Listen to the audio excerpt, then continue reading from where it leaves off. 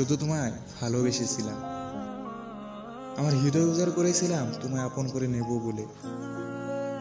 কোনোদিন ভাবিনি আমার সব আশা ভেঙে দেবে তুমি। তোমাকে কোনো দোষ দেব না, হয়তো নিয়তি আমার প্রতিকূল ছিল।